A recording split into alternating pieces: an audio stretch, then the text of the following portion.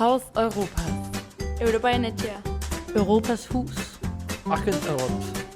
Casa Europei. Maison de l'Europe. Europisa. La Casa de Europa. La Casa dell'Europa. Europski dom.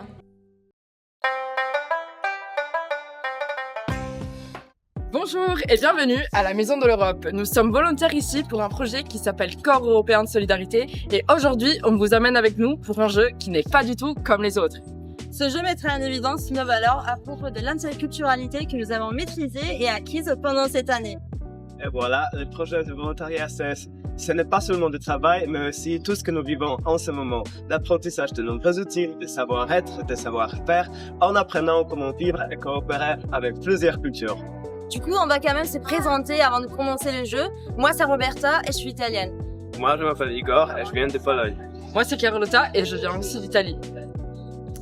Avant de commencer à jouer, c'est très simple, on va vous expliquer les règles. Chaque joueur doit lancer le dé et faire le défi qui lui est assigné. Oui, chaque phase du dé correspond à une mission. Et pour gagner, c'est simple, il faut réussir les défis.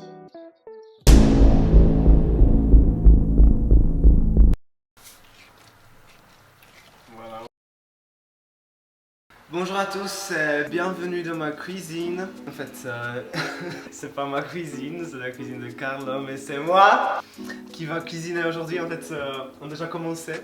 Aujourd'hui, on va préparer un... Carlo! Comment ça s'appelle? La pasta al pomodoro burrata. Quand je suis arrivé à Bordeaux, je savais pas cuisiner. La première nuit, Emile m'a appris comment couper la courgette. Je dois apprendre comment vivre tout ça. Voilà. Ok. Arrête.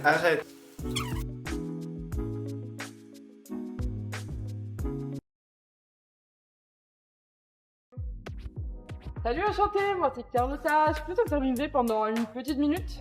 Coucou, moi c'est Lucia. Oui, bien sûr, vas-y. Coucou Lucia, merci, c'est gentil. Est-ce que tu as déjà entendu parler du CES?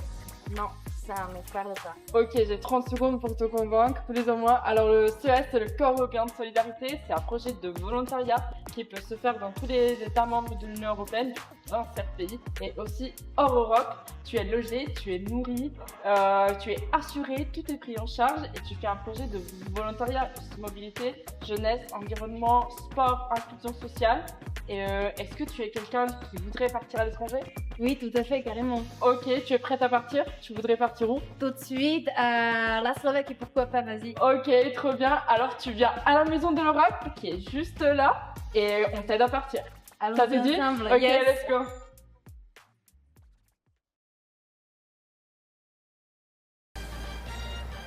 Allez hop, je suis prête. Roberta, comment on dit salut en polonais? C'est Sia.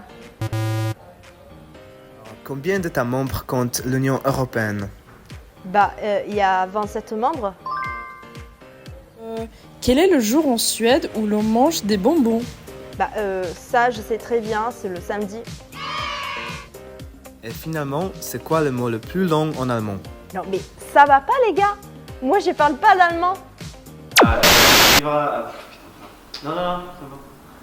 Venir à Bordeaux, c'était la première fois que je vivais tout seul, donc je n'avais aucune compétence en cuisine. Mon alimentation se résumait à des pâtes au pesto. Donc voilà, être ici m'a forcé à apprendre les compétences essentielles de vie et à prendre soin de moi. Cette année, non seulement j'ai appris à cohabiter avec plusieurs nationalités, mais je pense avoir appris aussi à être plus synthétique en étant souvent face à des enfants ou des jeunes qui malheureusement n'ont pas beaucoup de patience ou d'attention. Je pense avoir appris à être plus claire et captiver leur attention en peu de temps. C'était ma première année à l'étranger et je suis heureuse d'avoir appris plein de choses.